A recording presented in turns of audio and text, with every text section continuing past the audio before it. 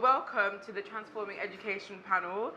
My name is Stacey Olika and I am the Creative Diversity Coordinator for Channel 4. So I work in diversity and inclusion and I will be your moderator for this lovely, last but not least session. How are we feeling? Are we feeling good? Yeah?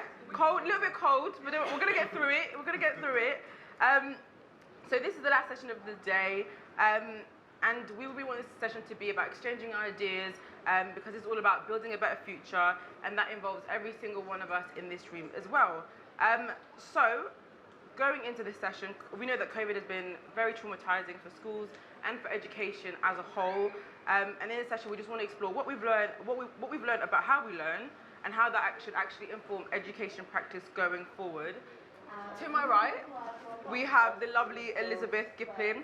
So Elisabeth is the head teacher of St Mary Redcliffe and Temple School, the only Church of England voluntary aided secondary school in Bristol, and she was previously the head teacher of St Augustine's of Canterbury, Joint Roman Catholic and Church of England School in Oxford.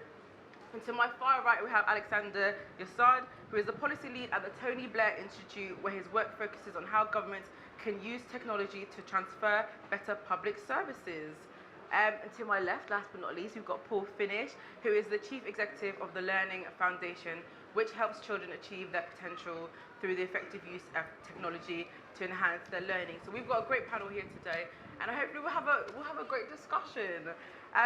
So with COVID-19, the pandemic has been a real stress test for the education system. We've seen that more than 1.7 billion students have been affected, and technology has been a huge critical tool in that as well. So, and what's really interesting for me as well is that COVID-19 actually exposed a lot of the inequalities that were already lurking in the system. So hopefully with this panel we can kind of explore some of these as well, and we can just have a great discussion. So, seeing everything that's happened over the last couple of years, how do you think education has been transformed? I'll start with you, Elisabeth. Thank you.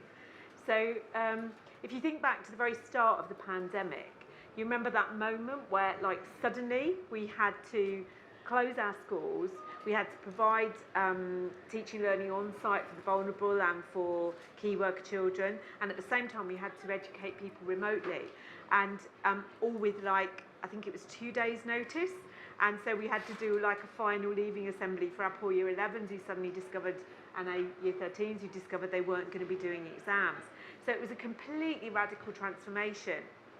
So over that weekend, I kind of looked at, what can we do, what can't we do?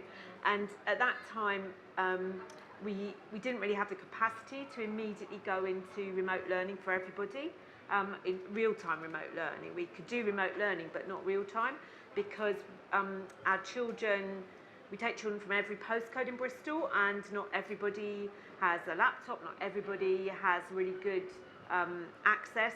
So we had to do stuff that was more accessible for everybody and wait until we could get enough money to upgrade our systems and actually be able to provide what the kit that people needed and also the access that they needed. But we did do things. We also were very conscious that we needed to hold our community together. So we did run something we called our Isolated Not Alone bulletin every week, which was really powerful. There was some worship, there was a mental health tip, there was stuff that really brought people into the community. And we were very moved when later on people told us how much that meant to them. One mum got in touch to say that she could cope during the day, but at night when she was feeling down, she would actually go and watch our Isolated Not Alone bulletin. So it was lovely to feel that actually we'd kind of almost flipped into being a really important glue as people were cut off and isolated. Yeah, I think that's really important as well. And loads of different families were affected in so many different ways. And Alexander, I'll throw the same question to you as well. Thanks. And I think on the one hand, I absolutely agree with you that a lot of the inequalities and cracks in the system were exposed, and we saw that the system wasn't as resilient as we might have hoped it to be. But to be a little bit more positive maybe about some aspects of this, I think what we saw was, on the one hand, just how amazing teachers were at adapting to this situation, and how they were able, as you say, to support their communities, but also to go from, I don't know how to use tech, I will never have to use tech, we'll really never need to touch this, to, oh yeah, I can figure this out in 2 days, and I can do it well. And I think we saw a glimpse of that future, and the art of the possible has changed, and that was true for schools, but that was also true for further education colleges, for universities across all education settings. And, you know, if the question is how has education been transformed, I think we believe in ourselves a little bit more in our ability to achieve things with technology. Yeah, most definitely. And Paul? Yeah, thank you.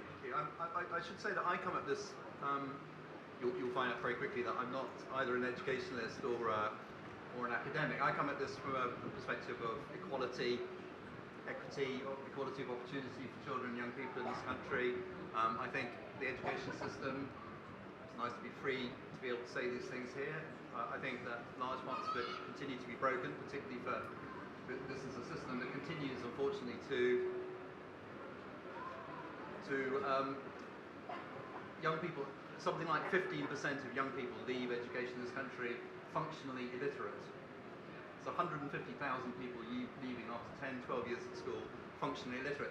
And I think there's a really opportunity here to make change. Now, I come also from the perspective of technology and the ability of technology to augment learning and empower teachers and enable children and young people to get on, not just in a formal learning sense, but in an informal learning sense as well. So for me, the pandemic helped to shine a really bright light on all of that, to show schools that if they want to be able to deliver learning in a way which is resilient, where children can access education when and where they need to. Technology was going to be part of the portfolio of things that schools could use to help to deliver education. Now, we've worked with schools for 20 plus years around technology and the ability of technology to help augment learning and things. And I suppose I had a hope that after 2 years of the pandemic and people seeing firsthand how technology can support learning and teaching, that schools were going to be able to come back and pick up and continue to use technology. Unfortunately, that's not really been the case. I've not seen major change. And the reason for that is simple, and Elisabeth will I hope, support me on this, and that is that schools have a massive amount to do as it is, and they continue to struggle with funding, they continue to struggle with the resources and everything else that they need to be able to engage with something major as using technology and learning. And unfortunately, they're working in an environment at the moment, particularly within the DfE, within the UK, within the England education system, which doesn't recognise technology particularly as a means for delivering education. So I saw the opportunity of transformation, and unfortunately at the moment I'm not seeing that translating into a long-term change. Yeah, no, that's a really good point, and you kind of all mentioned the kind of benefit of technology or the impact of technology, and I just wanted to also ask, just from the other side, what have you learned about how children have actually learned during the pandemic, and with technology being such a huge factor in how they learn? So we, like you say, we suddenly had to learn very fast, and once we'd upgraded our kind of central IT system, and we got some funding from the government, and we also augmented it, and we kind of got our IT kind of all our laptops that we had in school. We got a system ready for the September when we were back, but we knew we were going to have year groups out for certain periods, so that within a day we could have all the people who didn't have IT at home issued with a laptop via, we had a kind of really good system, and we were instantly into real-time learning, so that every single lesson they would have had at school, they had it at home through Microsoft Teams. And so on the training days at the start of the year, we instantly kind of got all our staff, even the kind of technophobes, up to speed with how to do it. And that was very powerful indeed. And what we found was that there was extremely good teacher engagement with that, because teachers love to use a tool, and because the impetus isn't really the technology, it's the learning. So we actually use the same kind of ingredients that you would have in any good lesson. So assessment for learning, differentiation, engagement. So that they just were using different tools. and we found the children were really engaged. The difficulty, I think, was where you had families maybe where there was very poor in internet connectivity, and you had maybe one device that a family was trying to share across different year groups. So even if we'd given them loaned them a laptop, but if they had primary children that were trying to use the same thing, that was really, really hard if they're doing it on kind of phones that were really out of date. So I think the whole thing about digital poverty is a real issue. So for us, that was quite hard.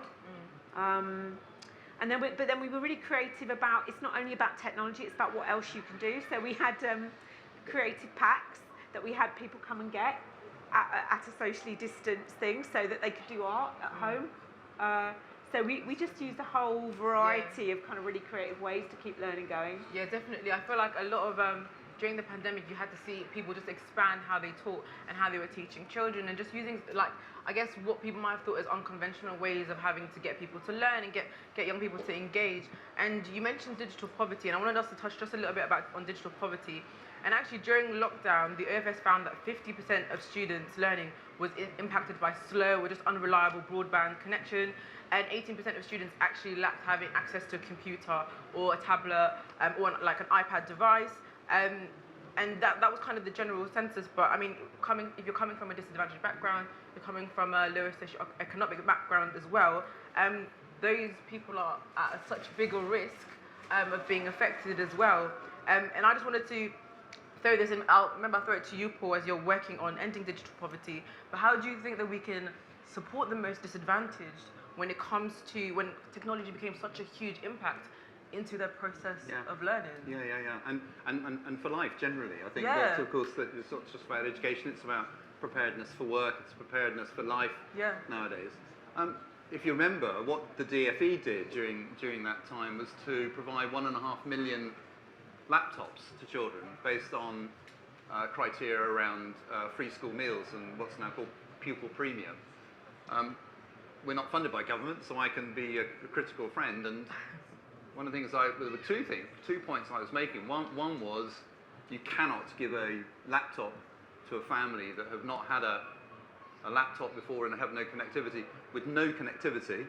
It didn't come with any connectivity, so we still had examples of children sitting outside places like McDonald's and things, because they were all closed, if you remember, in order just to have some access to some Wi-Fi so they could get on and do their schoolwork. Libraries were closed, so traditional places where children would be accessing and other adults be accessing the internet were closed to them. And you can't give them a laptop on a Friday and expect them to be on a Teams meeting on Monday. I mean, it just doesn't work like that. So what I'm saying is it was one piece of the jigsaw puzzle, and they now have to try and make sense of that investment, this huge investment. If you said to me 2 or 3 years ago, DFE would be giving out 1.5 million devices to children and young people from disadvantaged families, I'd have been super happy, but not with no connectivity, and not with no support, not without any skills support. And the only other point I'll be making in all of this is what happens next year? What happens in September this year and September the year after, when another 600,000-700,000 children arrive at school? If we do see digital as a really important way for our children to learn and grow and schools to deliver education and to help to manage the systems and things, then we have to make sure that system works. And I listen really, really clearly to teachers talking about they are professionals. They absolutely, and throwing laptops at kids is only part of the answer. One of the pieces of research we did showed that 50% of the teachers that we interviewed, 50% of them did not have access to a device or connectivity that they needed to get on to do their schoolwork at home. So if they don't have it, how can they begin to help children to engage with learning? And I have to say, unfortunately, right now, that digital, whether you believe in digital for learning, whether you believe in digital in education, whether you believe in digital in life, it's part of life now. And our children growing up need to be able to engage with digital. I think there's huge amounts to be said for support in learning, but also ready, as I say, preparedness for life and for work in the future. No, most definitely. Thank you for that. Alexander, I wanted to throw that question as well to you. What do you think, it's just how can we support people coming from different socioeconomic backgrounds regarding this? Well, we need to invest in it. Yeah. I think we need to recognise that connectivity, access to devices, all of these are fundamental pieces of resilience within the education system, but also, as Paul says, within society overall. Yeah. And we can have probably quite a long discussion about different policy ideas that you can have for this. I know Paul's organisation is working on a delivery plan to try and have some very specific practical steps around this. But it's things like, can we fund local councils to have banks of devices with support, in-person support, to learn how to use those devices going forward sustainably for the future? Can we actually understand in a much better way than we do today what does it mean to have digital skills? What does it mean to have digital confidence? Yes. And how can we integrate more of that into the school curriculum? We focus on literacy, we focus on numeracy, and we should. But as things stand, digital skills are just as critical as those foundational pieces of learning. And I think we need a much more proactive attitude to instilling those skills and those values. I would say that this is an England problem, an England and Northern Ireland problem. This is not so much a problem in Scotland and in Wales, for instance. In Scotland, digital literacy is, within their strategy, defined absolutely alongside numeracy and literacy. So they recognise in Scotland how important digital literacy is for children and young people growing up. Wales is doing some fantastic work in the same area. England, unfortunately, dragging its heels. Northern Ireland is still struggling in that space as well. So it is an England thing. In Scotland, for instance, they have a commitment that within the current parliament in Scotland, every single school child will have a device of their own to use within school to help support their learning. And yet we hear nothing at the moment about that from within the England education system. Yeah, and as I was doing a bit of research on this panel, I found that a lot of teachers had actually been calling for countries to just establish free and open accessible Wi-Fi and broadband and just better provisions for technology. And a huge part of this as well, as much as supporting teachers, it's also supporting the parents that are supporting their children and the young people as well. And a lot of the times, what we've noticed is that actually a lot of parents are technology illiterate. Not all of them, but some of them. And this is something that actually we need to invest in as well. As much as investing in the teachers and investing in the young people, investing in the parents in order to support it is quite a bit of a process, isn't it? And I just wanted to just to kind of expand, and Elisabeth, I'll go to you first. Just thinking about the pandemic, and actually, as much as technology played a huge role, it also affected a lot of people's mental health. A lot of students, a lot of young people, a lot of teachers as well. So I just wanted to ask, how can we address the mental health issue, and how can we provide more support for the teachers as well as the students? I think first of all, I would caution against a sort of unilaterally negative picture of the impact of the pandemic on this generation. I think what we don't hear enough about is some of the amazing resilience and creativity that many of our young people have shown. I've witnessed incredible, phenomenal determination that has really inspired me through this tough time.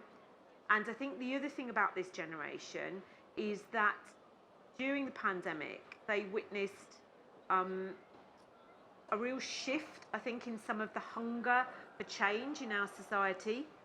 So the George Floyd thing, the Me Too thing, that there's a real hunger amongst this generation for a better, a fairer, a more just society, and that's very, very powerful.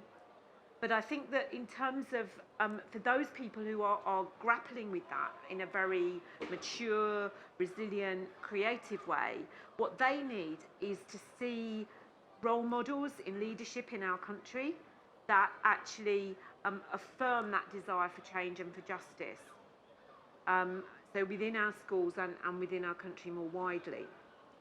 But I think there is a second group of young people who perhaps where there are already existing vulnerabilities, or where the home circumstances were incredibly stressful, or where the family's been hit with poverty in a really difficult way, where mental health has become much more of an issue. And I think at the same time as that happening, you've got a diminution of capacity with the NHS. There's underinvestment in our society in child and adolescent mental health services. So I think that is something that our country needs to say: these children are precious, their mental health is so important, and we need enough investment in our society. I think schools are doing amazing things. You know, there's a real growth of knowledge and experience and trauma-informed practice, but we do need more investment. And I wonder whether that's true too for teachers too. I think that we know that as a profession that they're struggling. A large number of a large percentage of turnover for teachers, and I think that teachers are struggling with workloads, with being classically continue to. I was at a conference recently, NASUWT conference, where they were talking passionately, and about the reality of being a teacher in a school in this country today is that increasing class sizes, underinvestment. Poorly paid, and yet, you know, still working within a structure such as Ofsted and things, which is making life incredibly stressful for teachers. And as a result, I'm not sure what the percentages are, but I know that the profession is struggling with people leaving the profession in large numbers. Is that right? Is that not right, Elisabeth? It is true. I think. Again, I think I would like to celebrate and affirm the kind of the resilience and the creativity that I've seen within my staff. I wouldn't want to paint a bleak picture. No. But at the same time, I think schools are maybe one of the hidden heroes of the pandemic. You know, I think that the various different ways that we've had to adapt to working. And the incredible demands of, you know, keeping 1,700 children safe from taking COVID home to their families, and then dealing with, you know, as the release happened, the difficulty of kind of suddenly lots of bugs going round and high staff and student absence, and managing all of that through those different stages is not it's something that I suppose I would love our country to celebrate and respect more. You know, I look at my staff and I think, wow, what you've pulled off is amazing. You know, you've gone from I don't know, life was normal in March, you know, and you knew what you were doing, and suddenly you had to completely, reinvent yourselves, and you had to look after people that you couldn't see, and you had to then bring everyone together and make them feel secure in a completely different setup. I mean, working in bubbles where, you know, if you were in year 8, you weren't allowed to move from D floor, you know, you weren't allowed to interact anywhere else, you know, and then you had to flip at a minute's notice to being educated at home. I mean, it's phenomenal what teachers have pulled off and what support staff have pulled off. So I would say, yes, that there is an understandable impact of that, which for some people has meant this is enough, this is too much, I've been stretched too much. But I think for those that are staying in the profession, I would love us to kind of celebrate them a bit more. You know, definitely. If you've got a local school, send them a thank you.